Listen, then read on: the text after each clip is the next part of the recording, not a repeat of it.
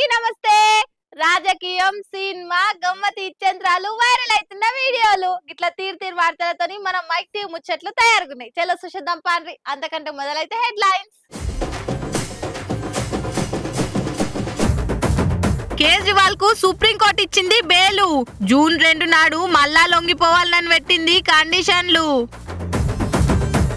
తమ్మున్ కోసం పిఠాపురంలో ప్రచారానికి వస్తలేడట చిరు. నేనే పార్టీతోని లేను అనుకొచ్చిండు మెగాస్టారు.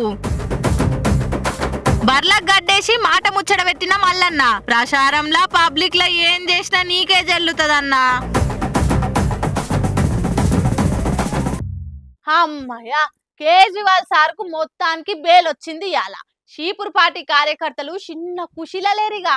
మరి ఏమేం షరతుల మీద బెయిల్ ఇచ్చిర్రు, ఎన్ని రోజుల మందం ఇచ్చిర్రు అనేది పురాగార్చుకుందాం పాండ్రి.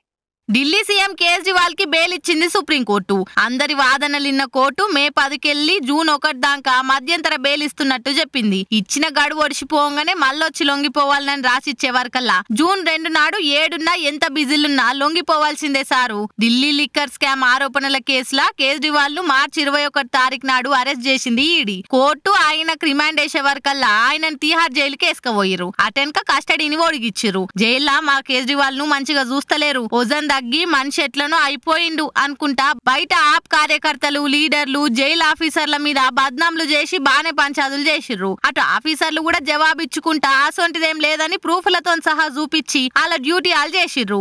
మొత్తానికి అరెస్ట్ అయిన 50 రోజులకు బెయిల్ వచ్చి బయటికి వస్తుండే వరకల్లా ఆమ్ ఆద్మీ లీడర్లు క్యాడర్ల జరంతా హుషారొచ్చినట్టు అయింది. జైలు లోపలున్నా గానీ సర్కార్ను నడిపించుకుంటా పబ్లిక్ కు తిప్పల తీర్చేందుకు ఉపాయాలు చేసుకుంటా పాలన నడిపించిండు కేజ్రీవాల్. ఇక ఇప్పుడు అవతలకొచ్చి ఇటు పార్టీని అటు ప్రభుత్వాన్ని మళ్ళా ఉరుకులు పెట్టించేటట్టు ఆయన పనితనం చూపిస్తాడు కావచ్చు. పిఠాపురంలో పీకేని గెలిపిస్తందుకు మెగా హీరోలు బడా నిర్మాతలు రంగంలోకి దిగి ప్రచారం చేస్తున్న ముచ్చట్లు నిచ్చే చూస్తూనే ఉంటిమి. అందరూ వస్తుర్రు. ఇక అన్న చిరంజీవి కూడా పిఠాపురం వచ్చి జోరుగా ప్రచారం చేస్తాడు. ఇయాల్లో రేపు ల్యాండ్ అయి దండిగా ఓట్లు తెప్పించే పని ముంగటేసుకుంటాడు అని అందరూ అనుకుంటుంటే మెగాస్టార్ పెద్ద షాకే ఇచ్చిండు. సినిమాల తమ్ములకి ఇంటోళ్ళకి ఊరికి ఎసొంటి కష్టం వచ్చినా సాయం కావాలన్నా పానాలు కూడా లెక్క చేయకుండా ముంగట పడే చిరంజీవి బయట కూడా ఎవరికి ఆపదొచ్చినా అరుచుకుంటాడు, తిప్పలొచ్చినా తీరుస్తాడు అని ఆయన ఫ్యాన్స్ చెప్పుకుంటారు. కానీ సొంత తమ్ముడు పవన్ కోసం మాత్రం ప్రచారం చేస్తానికి రాలేను రాబోను అని చెప్పే వరకలా ముచ్చట తెలిసినంత అగో ఇది ఎక్కడిచ్చేంతరమో అని అనుకోబట్టిరు. మన చిరంజీవి ఉండి మా తమ్ముడు పవన్ గెలిపిరి జనసేనకు ఓటేయరి అని చెప్పుకుంటా ఓ వీడియో రిలీజ్ చేసే కదా.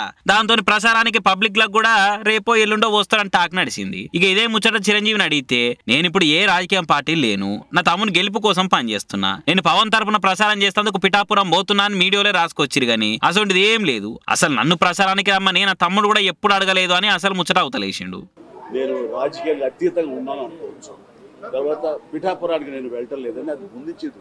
ఇది మీడియాలో మీరు ఎందుకో స్పెక్యులేట్ చేశారు, అది మీరు పెంచి పోషించారు దానికి సమానం చెప్పాల్సిన అవసరం నాకు లేదు. నేను వెళ్ళటలేదు. బాబు మా కళ్యాణ్ బాబు దాన్ని రమ్మని ఎప్పుడూ కోరుకోలేదు.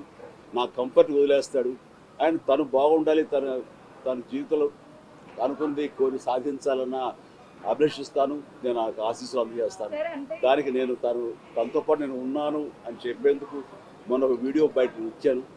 అండ్ ఖచ్చితంగా మా తమ్ముడు యొక్క అభివృద్ధిని, మా తమ్ముడు రాజకీయంగా ఎదగటానికి ఎప్పుడు మా కుటుంబ సభ్యులు మేము మనస్ఫూర్తిగా మనసావాచా కోరుకుంటాం. ఇక చిరువి ముచ్చట చెప్పే వరకలా అయ్యో మెగాస్టార్ ఇటు దిక్కొస్తలేడా అని పిఠాపురంలో ముఠా మేస్త్రి ఫ్యాన్స్ కటకటా అనుకుంటుంటే వీడియో పెట్టి సపోర్ట్ అయితే ఇచ్చిండు. మీదికెళ్ళి కామనే జనసేన కానీ పవన్ చేతికి 5 కోట్ల చెక్ ఇచ్చిండు. ఇప్పుడు పాలిటిక్స్ లేను అని ఆయన చెప్పేది కూడా నిజమే కదా అని ఇంకొందరు అనుకోబట్టి ఇక లాజికులు తీసి అవ్వా కి మల్లారెడ్డి సార్ ఏది చేసినా వైరల్ అయ్యి జర్రసేపట్లో సోషల్ మీడియాలో గిర్రా తిరుగుతాడు.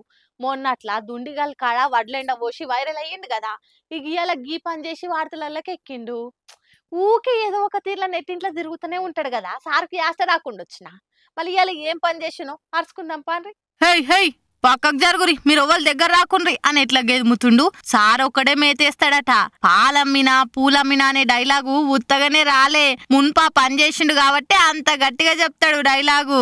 ఈ తాప ఎట్లకైనా కార్ పార్టీని గెలిపియాలని కాళ్ళకు చక్రాలు కట్టుకొని మరి బీఆర్ఎస్ లీడర్లంతా తెల్లందాకా పొద్దుందాకా ప్రచారం చేస్తూనే ఉన్నారు. అందులో మల్లారెడ్డి సార్ అయితే ఏదో ఒక పని చేసి నిత్య వార్తలలో తిరుగుతుండు. ఇట్లనే ప్రచారం చేసేటప్పుడు బర్లకింత గడ్డి పోసేసుకుంటా ఫోటోలకు ఫోజులు ఇచ్చిండు. అవిటిని ఎట్లా బుజ్జగిస్తుండో చూడురి. నేనే మీ మల్లన్నను మున్పు మీకు సేవ చేసినోన్ని అనుకుంటా ఆయన పాత రోజుల్ని యాద్ చేసుకుండు. మల్లారెడ్డి సార్ గారు మీద పడితే నేనే మల్లన్నను సేవ చేసింది. ఇక సార్ ఈ పని చేసేసరికి పాత జ్ఞాపకాలు నెమరేసుకున్న మల్లారెడ్డి సార్ కు జై అనుకుంటా జేజేలు కొట్టిర్రు కారుకర్తలు మల్లన్న డైహార్డ్ ఫ్యాన్స్. ఇప్పటికే మల్లారెడ్డి సార్ ఏది చేసినా ఊకనే వైరల్ అవుతుంది. ఇక ఈయన ఈ తీర్ల ప్రచారం చేస్తే ఆగుతుందా? సోషల్ మీడియాలో గిర్రున తిరగబట్టి ఇప్పుడు అబ్బబ్బా ఎలక్షన్లేమో గాని లీడర్లు అయితే ఇరాం లేకుండా ప్రచారాలు సభలు అనుకుంటా తిరుగుతూనే ఉన్నారు. పొద్దనక రాత్రనక తిండి చక్కగా తిని నిద్రనైనా నిమ్మలంగా పోతుర్రో లేదో గాని ప్యాంప్లెట్లు పట్టుకొని ప్రచారాలు అయితే చేస్తున్నారు. పంచర్ అయిన కారును ఎట్లకైనా రిపేర్ చేపించి గేర్ మార్చి ఇప్పుడు బరిలో గెలవాలని గులాబీ లీడర్లు దానిలాడుతున్నారు. ఇక ఉత్తగా మాటలలో చెప్పి మర్చిపోకురానంటే జనాలు పట్టించుకోరని ఇగో గిట్లా వంటల టాలెంట్ కూడా చూయిస్తున్నారు. రావాలమ్మా రావాలే, ప్లేట్ 30 రూపాయలే. గరం గరం మిరపకాయ బజ్జీలు నోరు గాలేంత ఉడుకుడుకు ఒక్కసారి తింటే మళ్ళా 10 మందిని తెచ్చుకుంటారు తోడుకు. ఏమో అనుకున్నాం గాని ఎర్రబెల్లి సార్కు బానే చేయి తిరుగుతుంది. మరిగా ఓట్లు రావట్టాలంటే గిట్ల గంట పట్టవలసిందే సారు. పాలకుర్తిలా 7 నూతల ఊళ్ళే లోకల్ లీడర్లతో కలిసి మాజీ మంత్రి ఎర్రబెల్లి దయాకర్ రావు సారు ఇంటింటి ప్రచారం చేసిండు. ఇక అప్పుడే సాయంత్రం పూట రోడ్డు పక్క పొంటి మిర్చి బండి కాడ ఓ అన్న బజ్జీలు వేస్తుంటే ఆయన తానికి పోయి చేతులు జలిగంటే గుంజుకొని సార్ బజ్జీలు కాల్చుకుంటా ఓట్ల ప్రచారం చేసిండు గిట్లా.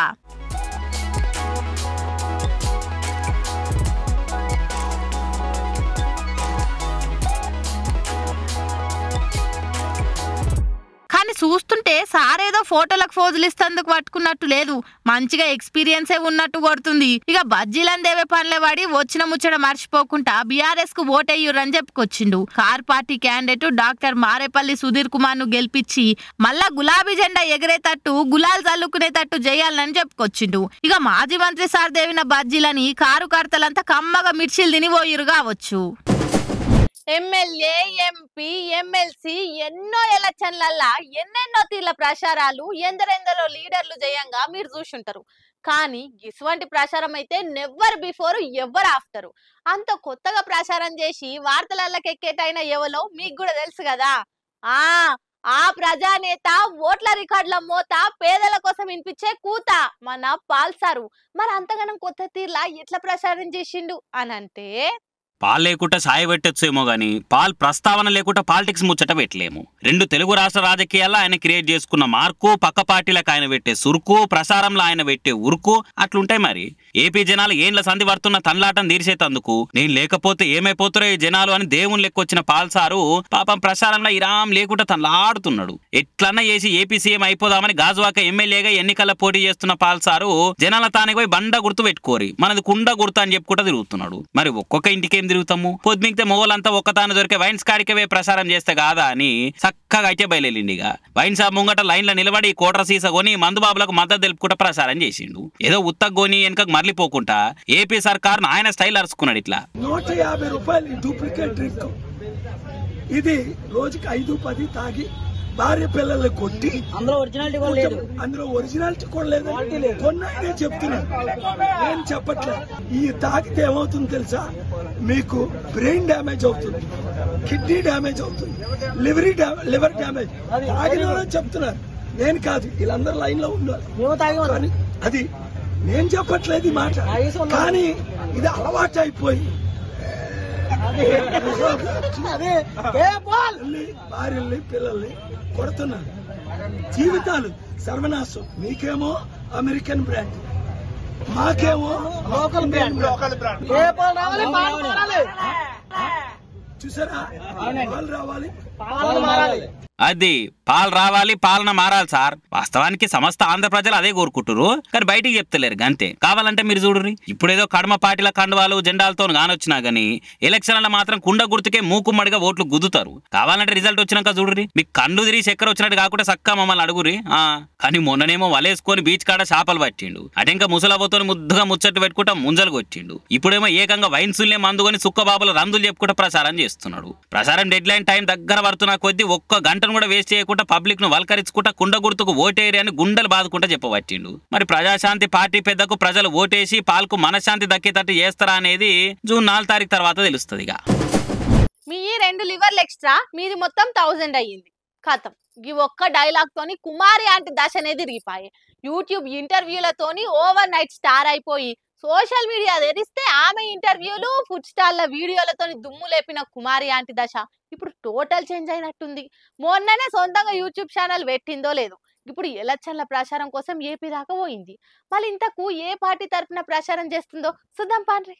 వారేవా, హైదరాబాద్ లో ఐటీ కంపెనీ పడతా ఫుడ్ స్టాల్ ఉండాల్సిన కుమారక్క కండువాలు కప్పుకున్న అన్నల పక్కకు నిలబడి ప్రచారం చేస్తుంది. కండువాలు చూస్తేనేమో పసుపు రంగులున్నాయి. అయితే టీడీపీ పార్టీకేనా ఈ అదృష్టం దక్కింది? ఇంతకీ ఆంటీ ఏమంటుందో ఇందాం రీ. బాగున్నారా? నేనమ్మా మీ కుమారి ఆంటీని. కుమారి ఆంటీ ఏంటి హైదరాబాద్ నుంచి ఇక్కడికి వచ్చిందని అనుకుంటున్నారా? రావాల్సి వచ్చిందండి. ఎందుకంటే 15 సంవత్సరాల కింద గుడివాడ ఎలా ఉందో ఇప్పుడు కూడా గుడివాడ అలాగే ఉందండి. గుడివాడ అభివృద్ధి చెందాలంటే అందరం రావాలండి. రావాలి, అందరం కలిసికట్టుగా చేసుకుంటేనే మన అభివృద్ధి అనేది మన చేతుల్లోనే ఉందండి. కాబట్టి ఆ అభివృద్ధి కోసం నేను హైదరాబాద్ నుంచి నా స్వస్థ స్థలమైన పెద్దరికపాడికి రావడం జరిగిందండి. ఇప్పుడు వరకు ఉపాధి లేదు. అంటే ఉపాధి అంటే మనకి ఒక ఉద్యోగాలు లేవు. అలా లేకనే కదా మనకు ఒక పరిశ్రమలు లేకనే కదా మేము ఇక్కడి నుంచి పొట్టకూటి కోసం అక్కడ దాకా వెళ్లాల్సి వచ్చింది. ఆ అభివృద్ధి అనేది ఇక్కడే ఉంటే నేను ఇక్కడి నుంచి అక్కడికి వెళ్లాల్సిన అవసరం ఉండేది కాదు. గుడివాడ ఎలా ఉందో 15 సంవత్సరాల నుంచి, నేను ఇక్కడ లేని 15 సంవత్సరాల నుంచి ఎలా ఉందో అప్పటి నుంచి ఇప్పటి వరకు అలాగే ఉందండి. ఈ గుడివాడను అనేది మనం అభివృద్ధి చేసుకోవాలంటే ఖచ్చితంగా గెలిపించుకోవాలండి. ఈసారి మహాకూటమి వచ్చింది, అందరూ కలిసి ఉంటే కలదు సుఖం. ఆ మహాకూటమని విజయం చేకూర్చాలని మనస్ఫూర్తిగా కోరుకుంటూ చేస్తారని నా అభిమానులందరికీ కూడా నా వెనిగండ్ల రాము గారిని ఘన విజయంతో గెలిపించాలని మనస్ఫూర్తిగా కోరుకుంటున్నా. గుడివాడల టీడీపీ అభ్యర్థి వెనిగండ్ల రాముకు మద్దతుగా ప్రచారం చేస్తుంది. అయితే ఆమె సొంతూరైన గుడివాడ ఆమె ఇడిచిపోయేటప్పుడు 15 ఏళ్ల కిందట ఎట్లున్నదో ఇప్పటికీ అట్లనే ఉన్నదట. నా సొంతూరు మీద ప్రేమతోనే ఇంత దూరం వచ్చిన, నా లెక్క పక్క రాష్ట్రాలకు పోయి కష్టపడొద్దంటే వెనిగండ్ల రాముని గెలిపియాలని పబ్లిక్ కు ప్రచారం చేసింది. ఇదే ప్రచారంలో ఇంకో మాట సుత అన్నది నుండ్రి. మీరు మహేష్ బాబు గారి సినిమా అది చూసే ఉంటారు, మహర్షి సినిమా. దాంట్లో ఎలా అయితే ఆయన విదేశాల నుంచి వచ్చి పేద ప్రజలకు ఎలా అయితే చేశారో అలాంటి వ్యక్తేనండి. అది సినిమా అండి, ఇది రియల్ అండి. ఈ రియల్ నిజం చేసుకోవాలంటే మనం ఖచ్చితంగా వెనిగండ్ల రాము గారిని గెలిపించుకోవాలండి. మహర్షి సినిమాల మహేష్ బాబు ఎట్లా సేవ చేసిండో రియల్ లైఫ్ లో రాము గట్ల సేవ చేస్తుండట. రామన్నను హీరోతో పోల్చిందంటే పార్టీ తరపున గట్టి ప్రచారమే చేస్తుంది. మళ్ళీ ఆంటీ ఏమో గిట్లా అనబట్టి పబ్లిక్ ఏమో మొన్ననే ఓ ఇంటర్వ్యూలా జగనన్న నాకు ఇల్లు ఇచ్చిండు, నా బతుకు నిలబెట్టిండు అన్నది. ఆ మాట విన్నాక టీడీపోలు ట్రోల్ చేసిరని కూడా వార్తలు వచ్చినాయి. కానీ కుమార్ అంటే ఏమో కుదార్థంగా ఇప్పుడు పసుపు పార్టీ లీడర్ కు ప్రచారం చేస్తుంది. పాలిటిక్స్ లో ఎప్పుడు ఏదైనా జరగొచ్చంటే గిదే కావచ్చు. వైసీపీకే ఆంటీ ఓటు అనుకున్నోళ్ళు ఇక ఈమె టీడీపీకి ప్రచారం చేస్తుండేసరికి ఇదేందయ్యా ఇది దోషమార్లేసినట్టు ఆంటీ పార్టీ మార్చేసిందని వాక్కైతుర్రు. చూసేదానులా నేను పట్టుకొచ్చిన ముచ్చట్లు ఎట్లున్నాయో ఇంకిన్ని ముచ్చట్లతోటి మళ్ళా కలుద్దాం. అప్పటిదాకా చూస్తూనే ఉండరు మన మైక్ ముచ్చట్లు.